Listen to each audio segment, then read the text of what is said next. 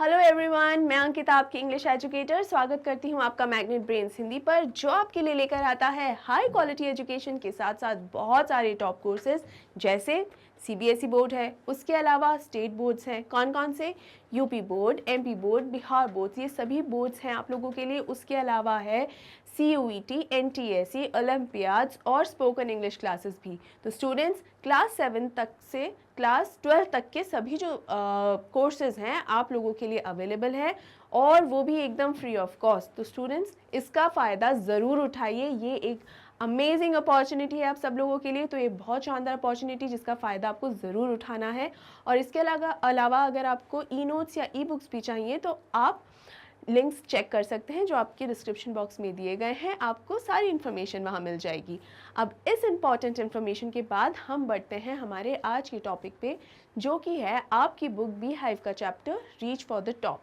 इसका जो first portion है जिसका नाम है संतोष यादव, वो हम कंप्लीटली पढ़ चुके हैं अच्छे से। मैं आपको explanation, summary, NCERT solutions, everything related to that chapter मैं आपको करवा चुकी हूँ। और अब हम बढ़ रहे हैं इसके दूसरे पोर्शन की ओर जिसका नाम है मारिया शरापोवा। हम जानेंगे मारिया शरापोवा के बारे में और ये जो आज का जो टॉपिक है वो पढ़ेंगे हम इस चैप्टर के इस पोर्शन का एक्सप्लेनेशन पार्ट 1। तो आई होप स्टूडेंट्स ये हमें समझ में आ गया कि हम पढ़ने के वाले हैं और ये जानने वाले हैं कि ये जो एक्सप्लेनेशन है इससे जानेंगे मारिया शरापोवा के बारे में, कैसी पर्सनालिटी है वो। और जैसे कि आप इनकी फोटोग्राफ से देख रहे हैं, शी इज़ अ चैम्पियन। ये जो शील्ड इन्होंने पकड़ी हुई है, इट्स अ ट्रॉफी बेसिकली। ये उन्होंने कौन थी? ये एक टेनिस प्लेयर जो कि वर्ल्ड चैम्पियन रही हैं। तो इनके बारे में जानेंगे, इनकी लाइफ के स्ट्रगल्स के बारे में जानेंगे और कैसे उन्होंने उनको फेस किया, डील किया, उसके बारे में जानेंगे और कैसे वो टॉप पर पहुंची। तो चलिए स्टूडेंट्स जल्दी से एक्सप्लेनेशन पार्ट 1 स्टार्ट करते हैं। सबसे पहले जानते हैं मारिया शरापोवा के बारे में। जैसा कि मैंने बताया आपको कि ये वर्ल्ड चैम्पियन रही हैं टेनिस में और फर्स्ट रैंक होल्डर रही हैं स्टूडेंट्स पूरी दुनिया में, जो कि बिल्कुल भी मजाक नहीं है, कोई खेल नहीं है। तो ये तो हमें पता चल गया कि मेहनत ये बहुत रही हैं और टैलेंटेड ये बहुत रही हैं। उसके अलावा बेसिकली ये कहाँ से आती हैं? She is a Russian, alright. और इनका पूरा नाम क्या है स्टूडेंट्स? इनका पूरा नाम है मारिया यूरेवना। यूरेवना हो सकता है आपको बोलने में थोड़ी सी तकलीफ हो क्योंकि ये एक रशियन नाम है, तो इनके प्रोनाउंसिएशंस जो होते हैं वो इंग्लिश प्रोनाउंसिएशन से काफ़ी अलग होते हैं। So this is known as Yuryevna, all right, Yuryevna. तो मारिया यूरेवना शरापोवा ये एक रशियन फॉर्मर टेनिस प्लेयर है। फॉर्मर का मतलब है पहले, यानी पहले ये एक टेनिस प्लेयर रही हैं। And she competed on the WTA। WTA का मतलब होता है students women's tennis association, WTA.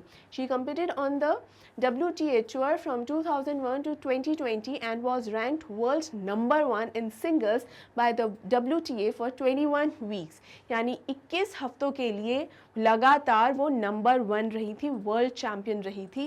And she is one of 10 women and the only Russian to achieve the career grand slam.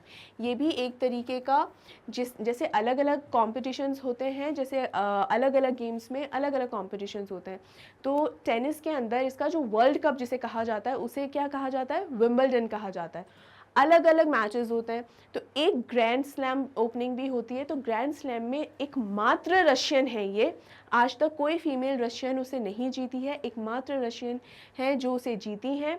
और top 10 female tennis players, top 10 female tennis players में से ये एक है जिन्होंने ये ग्रैंड स्लैम जीता है। And she is also an Olympic medallist having one silver in women's single at the 2012 London Olympics. यानी 2012 में जब लंदन में ओलंपिक्स हुए थे तब इन्होंने वुमेन्स सिंगल में सिल्वर मेडल जीता था। और सिल्वर मेडल जीतने का मतलब है ये फाइनल्स में पहुंची थी, फाइनल्स नहीं जीत पाई थी तो सेकेंड पोजीशन पे रही थी। She has been considered as one of the best tennis competitors of her generation. यानी अपने समय की सबसे बेस्ट टेनिस प्लेयर्स में से एक रही हैं ये। और स्टूडेंट्स इनका जन्म, ये एज देखिए इनकी, शी वॉज बॉर्न ऑन 19 अप्रैल 1987। यानी देखा जाए तो आज भी इनकी एज कोई बहुत ज़्यादा नहीं है। She is 36-37 years old. तो ये बहुत ही यंग एज में आप देखिए ये टॉप पर पहुंच गई थी। She reached to the top, alright.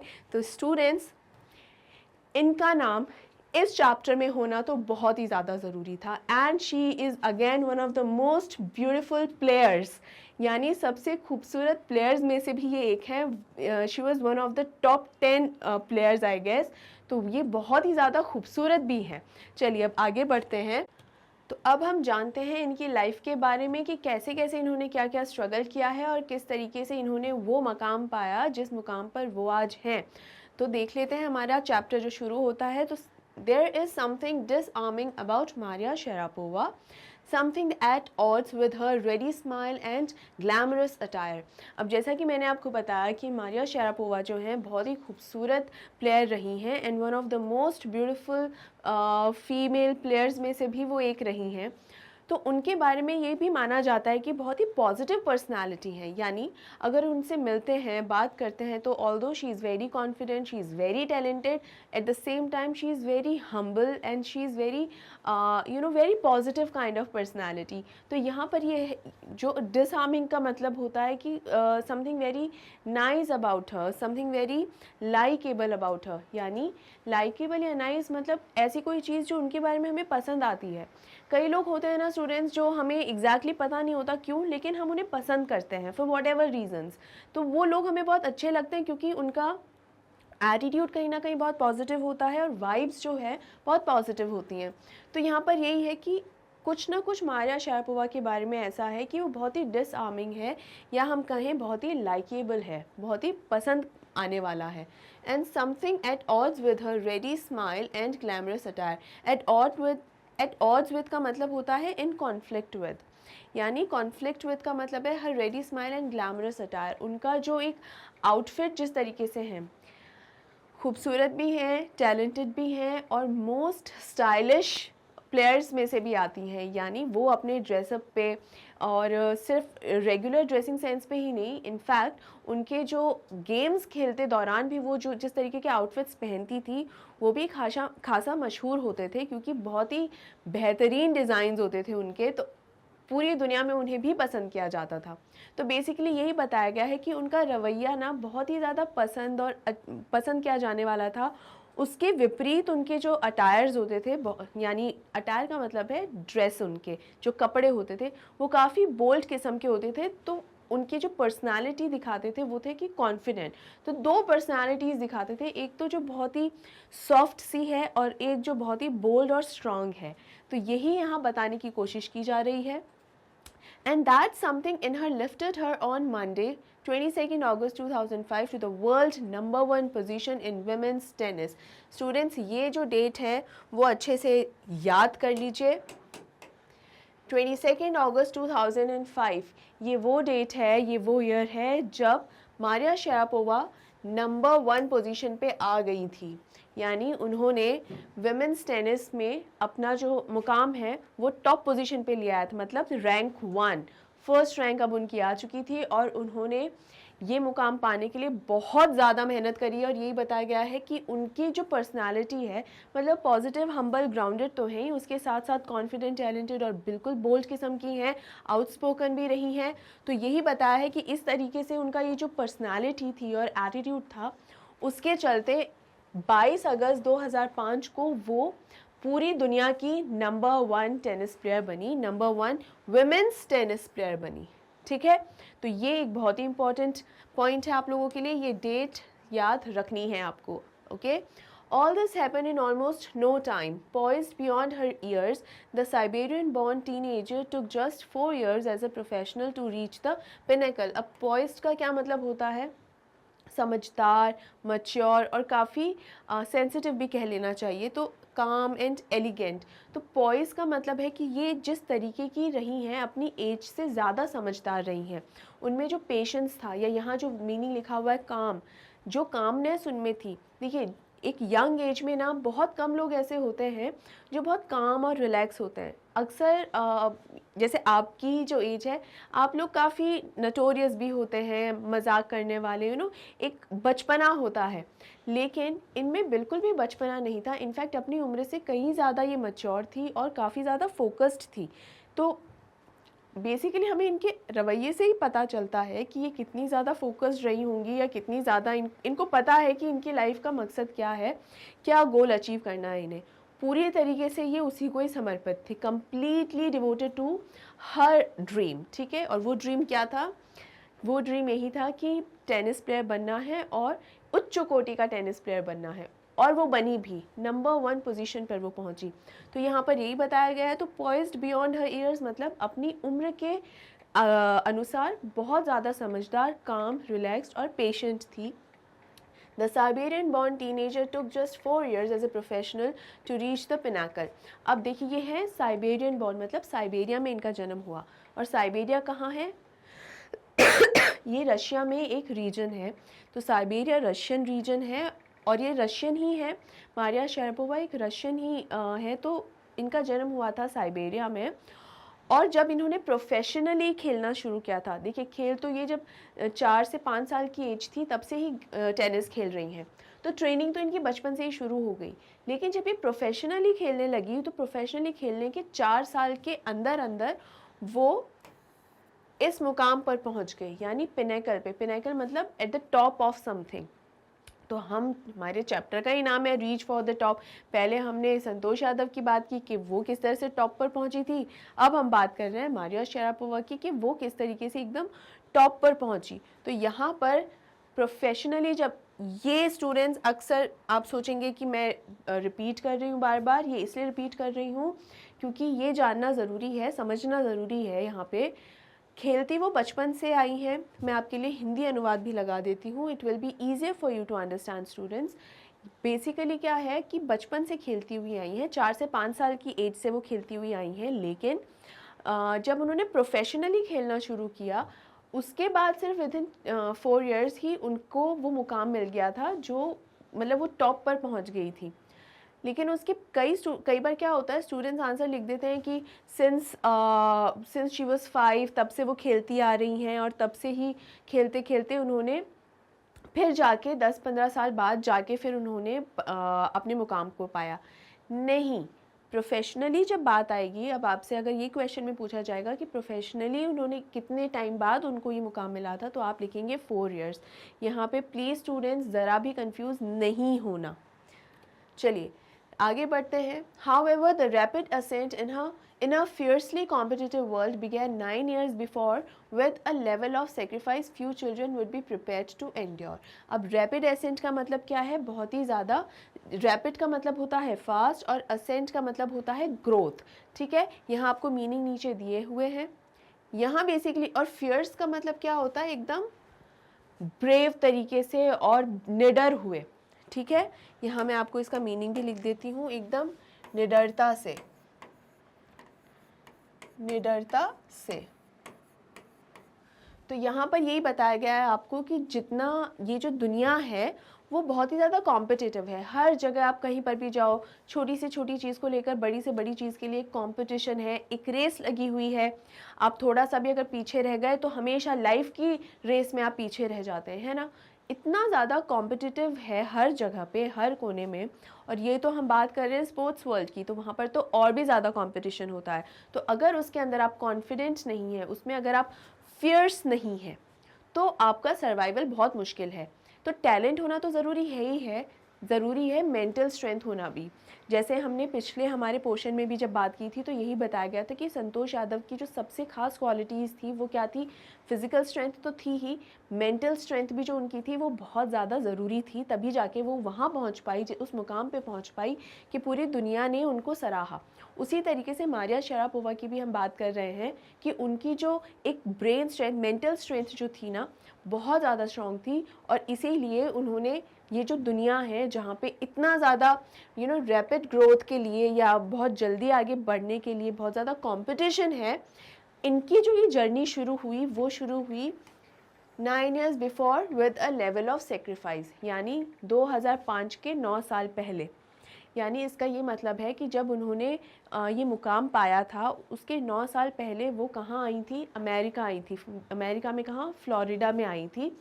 Siberia से वो फ्लोरिडा में आई टेनिस की एक अच्छी बेहतर ट्रेनिंग लेने के लिए, क्योंकि यूएस में, अमेरिका में one of the best training institutes हैं टेनिस के लिए, one of the best training institutes हैं।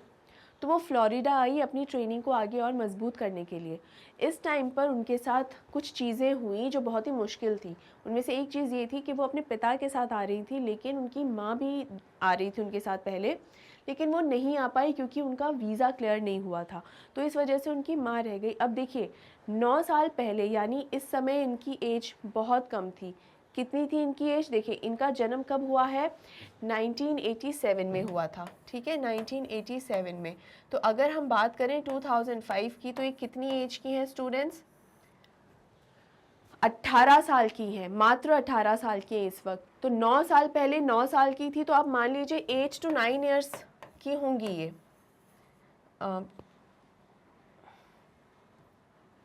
8 to 9 ईयर्स की होंगी जब ये साइबेरिया से कहाँ आई? फ्लोरिडा आई थी। इतने छोटे बच्चे को, स्पेशली इतनी छोटी बच्ची को माँ बहुत चाहिए होती है। एक सपोर्ट के लिए बहुत सारी ऐसी चीज़ें होती हैं जिसके लिए मदर्स का सपोर्ट चाहिए होता है, उसका साथ चाहिए होता है। लेकिन ऐसे समय में उनकी माँ तो रह गई थी कहाँ? साइबेरिया में, रशिया में ही रह गई थी, वो नहीं आ पाई थी इनके साथ। तो ये इनके लिए बहुत ही मुश्किल समय होने वाला था अभी, क्योंकि उनके जो सपोर्ट है, एक सपोर्टिंग सिस्टम है, वो तो कहाँ रह गया? वो तो रशिया में ही रह गया। ये है अपने पापा के साथ, और इनके जो पिता हैं वो भी दिन रात काम करते थे, मेहनत करते थे, क्योंकि टेनिस एक ऐसा स्पोर्ट है स्टूडेंट्स जो काफ़ी एक्सपेंसिव है, महंगा है। यानी अगर आपको टेनिस की एक्सेसरीज़ लेनी है, जैसे उसका जो रैकेट होता है या जो बॉल्स भी होती हैं या पूरा जो किट होता है बेसिकली, वो भी जब हम ख़रीदते हैं, जो उसके बाद जो ट्रेनिंग फ़ीस होती है या जो शूज़ आप पहनते हैं, एवरीथिंग रिलेटेड टू टेनिस, ये काफ़ी एक्सपेंसिव स्पोर्ट होता है। ये हर कोई अफोर्ड नहीं कर पाता आसानी से। और जो मारिया शेरापोवा है वो कोई बहुत ही अमीर या फिनेंशियली बहुत ही वेल साउंड फैमिली से नहीं आती है कि वो इजीली अफोर्ड कर सकती थी, ऐसा नहीं था। तो इनके पिता दिन रात काम करते थे, अलग अलग नौकरियां करते थे, जॉब्स करते थे, ताकि वो इतना पैसा अर्न कर सकें कि अपना जो सर्वाइवल है, देखिए अब वो अलग देश में रह रहे हैं तो वहाँ उनको किराए के घर में रहना है, सारा कुछ मतलब सब कुछ अफोर्ड करना है बेसिकली, और वो महंगा है, आसान भी नहीं है। तो वो उसके लिए भी मेहनत करते थे, और साथ साथ उनको इस बात के भी पैसे कमाने थे कि मेरी बेटी ट्रेनिंग कर रही है, तो उनको बहुत मेहनत करनी पड़ती थी ताकि वो इतना पैसा कमा पाएँ कि ये सारे खर्चे जो हैं वो उठा पाएँ। तो ये बिल्कुल भी आसान नहीं था। इसलिए वो समय जब इनका ट्रेनिंग पीरियड था, वो समय मारिया शेरापोवा के लिए इतना मुश्किल रहा था, क्योंकि अपनी मदर से तो वो दूर थी ही, अपने पिता से भी उनका इतना मिलना नहीं हो पाता था, क्योंकि सारे दिन उनके पिता जो हैं काम ही करते रहते थे ताकि इतना अर्न कर सके, कमा सकें। अब देखिए ये जो स्ट्रगल है, देखा जाए मारिया शेरापोवा का तो है ही है, इसके अलावा ये पूरी फैमिली का एक स्ट्रगल है। क्योंकि अब देखिए कितना सपोर्टिव इनके पेरेंट्स हैं कि भले इतना ज़्यादा पूरी लाइफ चेंज होकर रह गई है।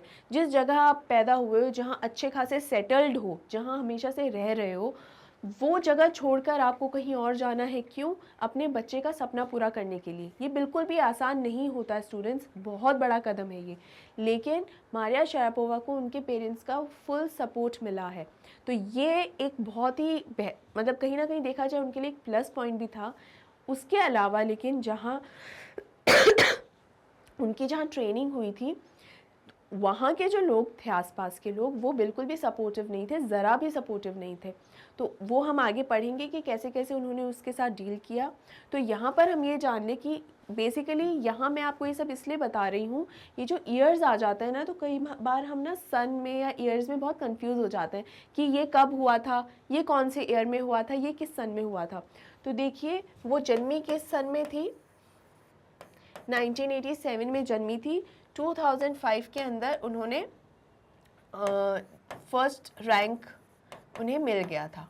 ठीक है, ठीक है, फर्स्ट रैंक उन्हें मिल गया था। उसके बाद लिखा है 9 साल के बाद मिला था। कौन से 9 साल के बाद? जब उन्होंने अपनी जर्नी ये शुरू करी थी, जब वो फ्लोरिडा आई थी, अमेरिका आई थी, तो इसका मतलब 9 साल के भीतर मिला। इसका मतलब 8 या 9 साल की रही होंगी जब वो आई होंगी, हो सकता है 7 से 8 साल, है ना, इस तरीके से रहा होगा।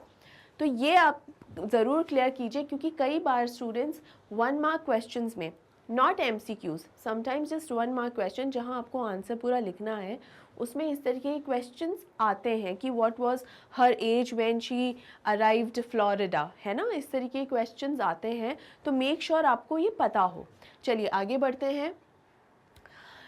With the level of sacrifice few children would be prepared to endure. अब इतना ये जो सेक्रीफाइस की बात जो यहाँ हो रही है ना, कि बहुत ही कम ऐसे बच्चे होते हैं जो वो सेक्रीफाइस दे सकते हैं जो इन्होंने दिए। अब ये कौन सा सेक्रीफाइस है? वही सारा सेक्रीफाइस जो जस्ट मैंने अभी आपको बताया कि अपनी माँ से वो दूर थी और पिता से भी ज़्यादा मिल नहीं पाती थी। So little Maria had not yet celebrated her 10th birthday when she was packed off to train in the United States। इसका यही मतलब है स्टूडेंट्स कि वो 10 साल की भी नहीं थी, मतलब 8-9 साल की थी, 10 साल की भी नहीं हुई थी कि उन्हें अपना सामान बांध कर कहाँ आना पड़ा था, यूनाइटेड स्टेट्स के लिए। That trip to Florida with her father Yuri launched her on the path to success and stardom। Success मतलब सफलता और स्टारडम मतलब क्या होता है? शोहरत भी कह सकते हैं, फेम भी कह सकते हैं। बेसिकली जब आप बहुत फेमस हो जाते हैं तो क्या कहलाने लगते हैं? सितारा हैं आप। तो वही सितारा से आया है कि स्टारडम, ये वर्ड जो है स्टारडम इसी से आया है कि आप बहुत ही आसमान में चमकता हुआ सितारा हैं। तो एकदम चमक धमक आपकी जो है, जो ये दुनिया है जहाँ पे आपको बहुत फेम भी मिलता है और लोग जहाँ आपको जानते हैं, पसंद करते हैं, आपको अपना आइडल मानने लगते हैं, ये सब के रास्ते पर अब वो आ चुकी थी। और किसके साथ आई थी? अपने पिता के साथ। इनके पिता का नाम है यूरी। ऑलराइट, पेरेंट्स का नाम आपको ध्यान रखना है स्टूडेंट्स, क्योंकि इनके पेरेंट्स के नाम के बारे में भी पूछा जाता है अक्सर। तो इनके पेरेंट्स का नाम क्या है? इनके फादर का नाम है यूरी और मदर का नाम है येलेना। ठीक है, तो प्लीज़ इनको भी ध्यान रखिए। तो with her father Yuri launched her on the path to success. उनको सफलता के और स्टारडम के रास्ते पर वो अभी आ चुकी थी धीरे धीरे, कि ये वही रास्ता था कि अगर वो टिकी रही और मेहनत करी तो ज़रूर सक्सेस और स्टारडम को पाएंगी। But it also required a heart wrenching 2 years separation from her mother Yelena. Heart wrenching का मतलब होता है बेहद दुखी, यानी बेहद ऐसा दुखी, यानी इन्होंने एक ऐसा दुख झेला था, 2 साल अपनी मदर से वो दूर रही थी। अब देखिए 8-9 साल की बच्ची जो है वो अगर उसे अपनी माँ से अलग रहना पड़े तो ये बिल्कुल भी आसान नहीं होता। हो सकता है कुछ लोग इसको ना समझ पाएँ, कुछ लोगों के लिए ऐसा हो कि ये कोई बहुत बड़ी बात नहीं है, लेकिन ये बहुत बड़ी बात होती है, क्योंकि आप सिर्फ अलग रह रहे हो तो ऐसा नहीं कि आपकी मदर कहीं गई हुई है। बेसिकली आप उनसे दूर किसी दूसरे अनजान देश, अनजान शहर में एकदम हो। ठीक है, तो स्टूडेंट्स ये आपको होपफुली क्लियर है। आगे बढ़ते हैं। The latter was compelled to stay back in Siberia because of visa restrictions. Compelled का मतलब होता है स्टूडेंट्स मजबूर। कंपेल्ड का मतलब है मजबूर, यानी वो मजबूर थी। द लेटर वॉज कंपेल्ड, और लेटर का मतलब क्या है? इनकी मदर के बारे में यहाँ बताया। तो लेटर कैसे पता चला हमें? लेटर ऐसे पता चला कि सबसे पहले इनके पिता के बारे में बात की, उसके बाद ही माँ के बारे में बात करने लगे। तो मतलब बाद में जिसके बारे में बात हुई उसके लिए यहाँ बताया गया है कि जो बाद में जिसके बारे में बात हुई वो कौन है? इनकी माँ। तो वही बताया गया है कि लेटर यानी जिनके बारे में बाद में बात हुई, यानी इनकी माँ, वो मजबूर थी कि वो साइबेरिया में ही रह जाएं। क्यों? क्योंकि उनका जो वीज़ा था वो क्लियर नहीं हुआ था वीज़ा रिस्ट्रिक्शंस की वजह से। देखिए हम किसी दूसरे देश में जब जाते हैं तो वहाँ वीज़ा लगता है हमारा, वो एक तरीके से लाइसेंस होता है और परमिशन होती है कि हाँ हमें परमिशन है, हम दूसरे जगह पे जा सकते हैं, दूसरी कंट्री में प्रवेश कर सकते हैं, कुछ समय वहाँ रह सकते हैं। तो वो वीज़ा उनको नहीं मिला था। The 9-year-old girl had already learned an important lesson in life that tennis excellence would only come at a price। अब देखिए the 9-year-old girl, 9 साल की बच्ची, एज पता चल गई हमें। 9 साल की बच्ची वो इसी समय समझ गई थी कि अगर उसे टेनिस में एक्सीलेंट होना एकदम, यानी उत्कृष्ट होना है, उत्कृष्टता पानी है, एक्सीलेंस पानी है अगर, तो उन्हें कीमत चुकानी पड़ेगी। यानी ये आपके लिए मैंने हिंदी अनुवाद लगा दिया है जिसमें यही समझाया गया है कि बहुत ही यंग एज में, यानी 9 साल की एज में ही जो है मारिया शरापोवा को ये बात समझ में आ गई थी कि अगर उन्हें टेनिस में जिस रास्ते पर वो अभी हैं, जो रास्ता उन्हें अगर वो उस पर अड़िग रही और टिकी रही तो वो रास्ता उन्हें कहाँ ले जाएगा? सफलता और स्टारडम की ओर लेकर चला जाएगा। ठीक है, लेकिन ये आसानी से नहीं मिलेगा, इसके लिए उन्हें एक कीमत चुकानी पड़ेगी। और वो कीमत क्या थी वो उसी वक्त उन्हें समझ में आ गया था जब उन्हें अपनी माँ से बिछड़ना पड़ रहा था, और वो दूरी 2 साल के लिए रही। 2 साल वो अपनी माँ से एकदम अलग रही थी। तो त्याग और बलिदान ही उस सक्सेस और स्टारडम की कीमत है, और ये इन्हें सिर्फ 9 साल की उम्र में ही समझ में आ गया था। Then comes, I used to be so lonely. Maria Sharapova recalls, I missed my mother terribly. My father was working as much as he could to keep my tennis training going, so he couldn't see me either. अब देखिए यहाँ मैंने आपको क्या बताया है, मैंने आपको बताया ना कि जब भी हम कोई भी लैंग्वेज उसको रीड कर रहे होते हैं, पढ़ रहे होते हैं, तो हमको सब पढ़ना होता है, हमको सारे मार्क्स पढ़ने होते हैं, हमको सारे पंक्चुएशन मार्क्स जो होते हैं ना वो सब पढ़ने होते हैं। तो यहाँ पर कौन से पंक्चुएशन मार्क्स हैं स्टूडेंट्स? यहाँ कोट्स हैं। यस, ये एक कोट यहाँ है, राइट? एक quote, I don't know why it's changing again and again. चलिए, एक कोट यहाँ है, एक कोट यहाँ है, उसके बाद अगला कोट यहाँ है, और फिर यहाँ है। यानी ये वाली बात और फिर यहाँ से लेकर यहाँ तक वाली बात जो है, चूंकि कोट सारे, इसका मतलब ये मारिया शारापोवा ने खुद कही है। तो सबसे पहले क्या कहा है? I used to be so lonely, यानी मैं बहुत अकेलापन महसूस करती थी, मतलब मुझे बहुत अकेला लगता था। क्यों अकेला लगता था? वाई सो? इसलिए मारिया शारापोवा याद करते हुए इस समय को, जब उन्होंने साइबेरिया छोड़कर और फ्लोरिडा जब आ गई थी, तब उन्हें क्या था? बहुत अकेलापन महसूस होता था। क्यों होता था? वो बता रही हैं, मैं अपनी माँ को बेहद मिस किया करती थी, बेहद उन्हें याद किया करती थी। मेरी माँ मेरे पास उस वक्त नहीं थी और मैं उन्हें बेहद याद किया करती थी। और मेरे पिता जो हैं वो भी इतना मेहनत करते थे, इतना काम करते थे कि ताकि मेरी जो ट्रेनिंग है वो चलती रहे, वो रुके नहीं। तो मेरे पिता जो हैं वो भी उतना ही काम कर रहे थे ताकि मेरी टेनिस ट्रेनिंग ना रुके, चलती रहे। और इसीलिए वो भी देखना, हमारा मिलना ही उतना नहीं हो पाता था। यानी दिन रात मेहनत करते थे इनके पिता। जैसे मैंने आपको बताया स्टूडेंट्स की बिल्कुल भी आसान नहीं रहा है इनके लिए ये। देखिए, अपने माता पिता से एकदम दूर रह के, वो भी इतनी छोटी उम्र में दूर रह के, बिल्कुल वो आसान नहीं होता सरवाइव करना, ठीक है। उसके ऊपर से ये इसका हिंदी अनुवाद है। इसके ऊपर से वो जब देख रही थी कि इनके पिता कितनी मेहनत कर रहे हैं, कितना स्ट्रगल कर रहे हैं कि ताकि जो ट्रेनिंग वो कर रही है, जो खर्चा आ रहा है, वो खर्चा उठा सके, किसी भी वजह से वो ट्रेनिंग ना रुक जाए। तो ये देखकर भी कहीं ना कहीं एक प्रेशर फील होता है खुद के ऊपर कि जहाँ मेरे पेरेंट्स इतनी मेहनत कर रहे हैं मेरे लिए, वहाँ अगर किसी भी वजह से मैं असफल हो गई या मैं आगे नहीं बढ़ पाई, वो रिज़ल्ट ना दे पाई जिसकी चाह में, जिसकी उम्मीद में इतनी ज़्यादा मेहनत हो रही है, तो क्या होगा? ये एक मेंटल प्रेशर होता है स्टूडेंट्स। आई एम श्योर वो स्टूडेंट्स भी समझते होंगे जहाँ उनके पेरेंट्स बहुत मेहनत करते हैं ताकि हाँ बच्चों की पढ़ाई लिखाई किसी भी वजह से ना रुके। तो ऐसे में हो सकता है बच्चे बिल्कुल बर्डन महसूस करते होंगे कि अगर हमने अच्छे मार्क्स स्कोर नहीं किए तो वो कहीं ना कहीं पेरेंट्स के लिए बहुत ही एक ख़राब रिज़ल्ट रहेगा कि हमने कितनी मेहनत करके अपने बच्चों को पढ़ाया लिखाया और रिज़ल्ट मन मुताबिक नहीं है। तो इसीलिए स्टूडेंट्स हमेशा अपने पेरेंट्स की तरफ ज़रूर देखिए। वो बहुत मेहनत करते हैं आपके लिए, बहुत ज़्यादा मेहनत करके जो अर्न करते हैं। देखिए, जो हम कमाते हैं ना वो बहुत चीज़ों के लिए कमाते हैं, ऐसा नहीं सिर्फ एक ही चीज़ के लिए कमाते हैं।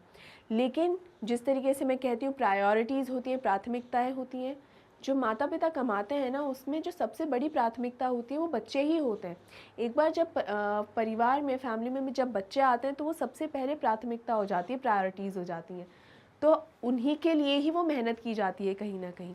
तो इसीलिए ज़रूर ये कोशिश करें कि आपका जो रिज़ल्ट आए वो इस हिसाब से आए कि आपके पेरेंट्स को देखकर ज़्यादा खुशी हो कि हमारे बच्चों ने हमारी मेहनत को पूरी तरीके से साकार कर दिया। सो मेक श्योर कि आप अपने पेरेंट्स का गर्व बनने की पूरी कोशिश करें। ऑलराइट, चलिए अब आगे बढ़ते हैं। Because I was so young, I used to go to bed at 8 p.m. The other tennis pupils would come in at 11 p.m. and woke me up and order me to tidy up the room and clean it. अब ये बात हो रही है hostel की, मान लीजिए, या ट्रेनिंग सेंटर भी कह सकते हैं। ये उस जगह की बात हो रही है जहाँ पे मारिया शारापोवा की ट्रेनिंग्स चलती थी और जहाँ उन्हें फिर रखा जाता था। तो बेसिकली ट्रेनिंग इंस्टीट्यूट्स जो हैं वहाँ पर प्लेयर्स को बाकायदा रूम्स दिए जाते हैं सारी ट्रेनिंग्स के लिए। अब ट्रेनिंग्स का ये नहीं सिर्फ खेलना सिखाते हैं, अलग अलग किस्म की एक्सरसाइज पूरी तरीके से उन्हें ट्रेन किया जाता है, उनकी डाइट का ख्याल रखा जाता है। तो एक्सपेंसिव तो होगा ही ना, इसीलिए ये बहुत मुश्किल था। फिर से देखिए कोट्स आ रहे हैं, मतलब मारिया शारापोवा खुद से ये बोल रही हैं। क्या बोल रही हैं? मैं बहुत छोटी थी, आई वॉज सो यंग, मैं इतनी छोटी थी कि मैं 8 बजे ही सोने के लिए चली जाती थी। मतलब चूँकि प्लेयर्स को यूजुअली, अगर हम जितना भी सुना पढ़ा और जानते भी हैं, प्लेयर्स की जो ट्रेनिंग है वो अर्ली मॉर्निंग ही शुरू होती थी। यानी उनको जो रनिंग के लिए भी ले जाया जाता है, तो ये एक किस्म का डिसिप्लिन रूटीन होता है ये, कि उनको थोड़ा जल्दी ही जगाया जाता है। तो इसीलिए, और चूँकि ये छोटी भी थी तो ये जल्दी सोने के लिए चली जाती थी। कब? 8 बजे ही सोने के लिए चली जाती थी। द अदर टेनिस प्यूपल्स, अब प्यूपल का क्या मतलब होता है स्टूडेंट्स? प्यूपल का बेसिकली मतलब होता है स्टूडेंट्स ओनली, स्टूडेंट्स या ट्रेनर्स, ठीक है। इनका मतलब होता है, देखिए यहाँ लिख रही हूँ, स्टूडेंट्स। तो जो दूसरे स्टूडेंट्स जो थे ना, वो क्या करते थे, वो 11 ओ क्लॉक तक आते थे, मतलब काफ़ी लेट आते थे। ये तो अच्छी भली सो चुकी होती थी, उसके बाद आते थे 3 घंटे बाद, और आकर जगाते थे इनको, wake me up and order me to tidy up the room and clean it. यानी ये सो चुकी होती थी, इतनी छोटी होती थी, फिर भी जब बाकी के जब स्टूडेंट्स आते थे ना, तो कहीं ना कहीं इनकी एक तरीके से रैगिंग ही करते थे, कि एक सोई हुई लड़की को फिर से जगाते थे और कहते थे कि तुम हमारा जो बेड है ना, हमारा बिस्तर बनाओ, उसे क्लीन करो, tidy up the room and clean it. मतलब पहले तो कमरे की साफ़ सफाई करवाते थे, फिर बेड भी बनवाते थे। तो ये जो है एक किस्म की रैगिंग ही है, एक किस्म का टॉर्चर ही है। तो इतने छोटे बच्चे के लिए ये सारी जो चीज़ें हैं ना, वो आसान नहीं होती, कि वो अच्छी भली सो चुकी है और रोज़ उसको जगाया जा रहा है, वो भी जब वो एकदम गहरी नींद में हो, और फिर उससे साफ़ सफाई करवाई जा रही है कमरे की, या और भी जो भी काम, छोटे मोटे काम हैं, वो भी बताए जा रहे हैं ऐसे में।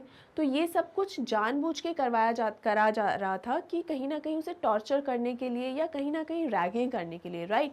तो ये जो पार्ट है ना, ये झेलना, देखिए 1 या 2 दिन की बात नहीं है, ये रोज़ की बात है। But Maria Sharapova, she was a very strong willed woman. तो और बचपन से ही वो इतनी स्ट्रॉन्ग हेडेड रही है, उसका परिचय हमें मिल रहा है कि किस तरीके से रही है। यानी यहाँ उन्होंने ये चीज़ आराम से चुपचाप झेल ली, कुछ रिएक्शन नहीं किया। क्यों इसलिए रिएक्शन नहीं दिया? क्योंकि इनका कहना था, या इनका मानना भी था, कि मैं गेम खेलने के लिए आई हूँ, मैं टेनिस खेलने के लिए आई हूँ, मैं उसमें अपना नाम रोशन करूँगी, तब अपने आप सबके मुंह चुप हो जाएंगे। यानी कहीं ना कहीं ये लेसन है स्टूडेंट्स कि आप जो काम कर रहे हैं ना, उसमें बेस्ट हो जाओ, वो काम इतना अच्छे से करो कि बाकियों की सबकी बोलती बंद हो जाए। हर चीज़ में लड़ाई झगड़ा करना, या फिर मैं ये काम नहीं करूँगी, मैं वो काम नहीं करूँगी, इन चीज़ों में पढ़ना या इस उधेड़-बुन में घुस जाना बिल्कुल भी सही नहीं है, टोटल वेस्ट ऑफ टाइम रहता है। तो इसीलिए आप अपना टाइम, अपना हर एक सेकंड प्रोडक्टिवली यूज़ करें, उसको प्रोडक्टिव बनाएं। कभी भी किसी से बहस करने में उसको ना गंवाएं प्लीज़। ये मेरी तरफ से भी आपको एक एडवाइस है, और मारिया शारापोवा के बारे में भी अगर जाने तो यही समझ में आता है, राइट। चलिए आगे बढ़ते हैं। Instead of letting that depress me, I became more quietly determined and mentally tough. ये देखिए, ये जो हो रहा था इनके साथ, वो डिप्रेस नहीं होने दिया उन्होंने खुद को। डिप्रेस का मतलब क्या होता है स्टूडेंट्स? कि इमोशनली थोड़ा सा वीक हो जाना, बहुत दुखी हो जाना बेसिकली। यहाँ पे देखिए सैडन, दुखी हो जाना। तो ये जो उनके साथ हो रहा था ना, ये जो रैगिंग हो रही थी और कहीं ना कहीं टॉर्चर था जो उन्हें किया जा रहा था, उसमें वो खुद को टॉर्चर नहीं होने दे रही थी, बजाय धीरे धीरे वो और मेंटली स्ट्रांग होती गई। उन्होंने अपने आप को और अच्छे से समझाया कि ये तो होगा ही, कुछ कर नहीं सकते हैं, तो मैं इस चीज़, और लाइफ में भले ये नहीं तो आगे चलेंगे तो और इश्यूज आएंगे, और स्ट्रगल करना पड़ेगा, तो वो तो सब फेस करना ही पड़ेगा। तो बजाय इसके कि लड़ाई झगड़े में पड़े, ये जो चल रहा है इसको चलने देते हैं, मैं अपने गेम पर फोकस करूँगी। और वही उन्होंने किया, और वो और ज़्यादा मेंटली टफ बन गई। तो यानी ये जो स्ट्रॉन्ग हेडेड होना होता है, वो बचपन से ही थी और शुरू से ही डिटरमिन्ड थी।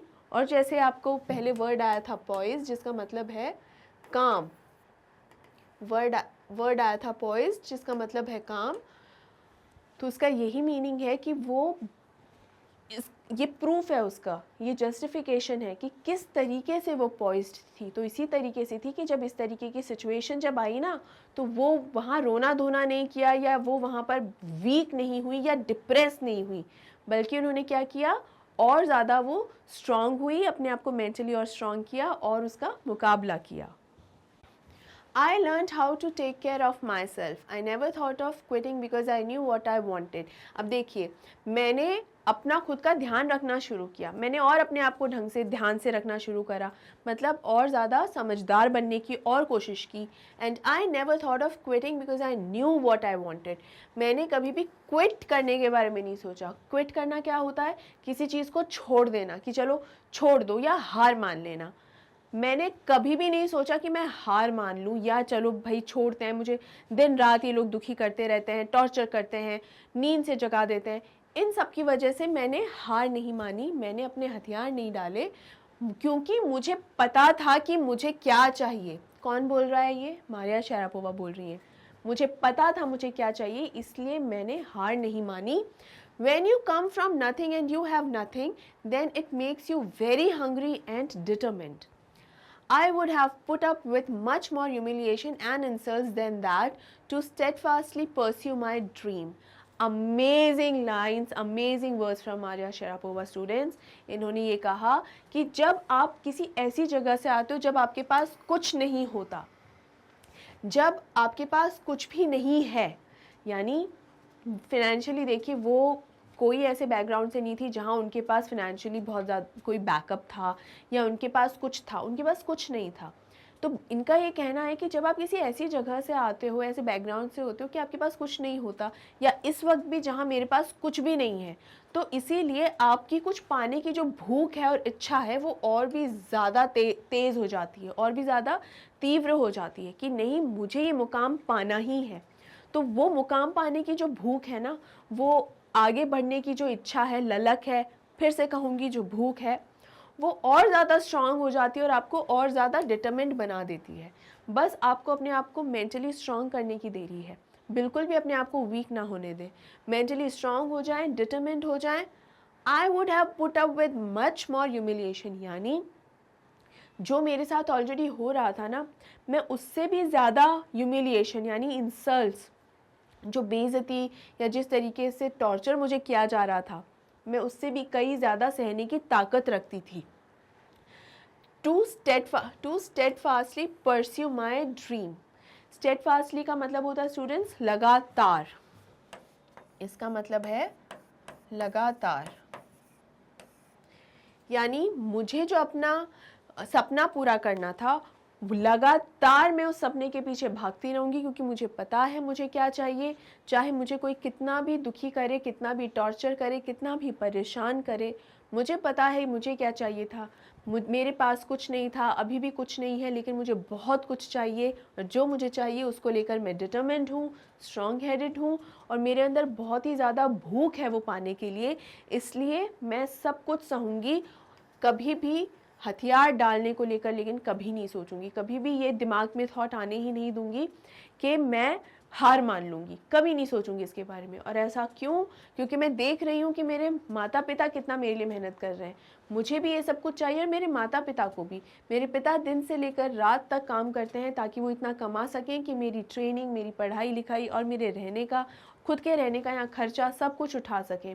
मेरी माँ मुझसे अलग रह रही है, जो कि बहुत दुखी है क्योंकि मेरे से अलग नहीं होना चाहती, लेकिन फिर भी वो ये सब चीज़ें जो हैं झेल रही है, सिर्फ इसलिए क्योंकि मैं सक्सेसफुल बन जाऊं।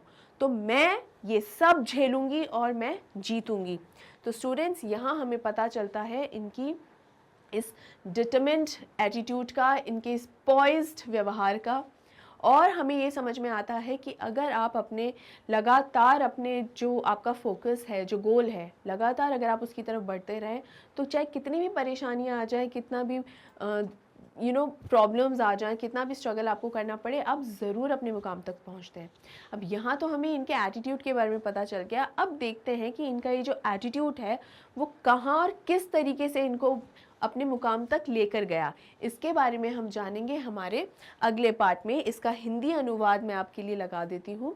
हम ये था हमारा explanation part 1 students. Explanation part 2 में हम यही जानेंगे कि किस तरीके से इन्होंने सक्सेस को अचीव किया और किस तरीके से इनका यही पॉइज्ड और डिटरमिन्ड एटीट्यूड जो था वो उन्हें सफलता की ओर लेकर गया और इन्हें world's number 1 women tennis player बनाया। चलिए, तो यहाँ पर हमारा एक्सप्लेनेशन पार्ट 1 जो है स्टूडेंट्स मारिया शारापोवा का वो एंड होता है।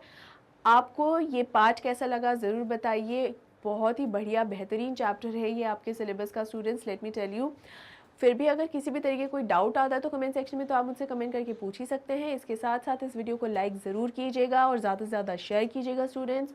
और अगर अभी तक आपने मैग्नेट ब्रेन्स हिंदी को सब्सक्राइब नहीं किया है तो अभी और इसी वक्त उसे सब्सक्राइब कीजिए, क्योंकि मैग्नेट ब्रेन्स हिंदी आपके लिए लेकर आता है top quality high quality education के साथ साथ ये सभी top courses from class 7th to class 12th।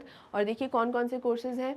CBSE board है और स्टेट बोर्ड्स है, MP UP बिहार बोर्ड्स, इसके अलावा CUET NTSE olympiad spoken English classes, ये सभी कोर्सेज आप लोगों के लिए अवेलेबल हैं students. The best part is एकदम फ्री ऑफ कॉस्ट, यानी आपको इसके लिए कुछ भी पे नहीं करना है। तो प्लीज़ इस अपॉर्चुनिटी का फ़ायदा ज़रूर से ज़रूर उठाइए। इसके अलावा ई-बुक्स और ई-नोट्स अगर आपको चाहिए तो उनके लिए लिंक्स आपको डिस्क्रिप्शन बॉक्स में दिए गए हैं, आप वहां जाके चेक कर सकते हैं। सारी इन्फॉर्मेशन आपको वहां मिल जाएगी। और वीडियोस को आप www.magnetbrains.com पर भी देख सकते हैं, वहाँ पर भी सभी वीडियोस आप लोगों के लिए अवेलेबल हैं। ओके, इसके अलावा इंस्टाग्राम, टेलीग्राम, फेसबुक और ट्विटर, यहाँ पर भी आप हमें फॉलो कर सकते हैं, क्योंकि यहाँ से आपको मिल जाती है एकदम latest updates about the channel. तो स्टूडेंट्स, अपनी तैयारी एकदम पक्की रखिए, अपना ध्यान रखिए। Take care, see you soon and thank you so much.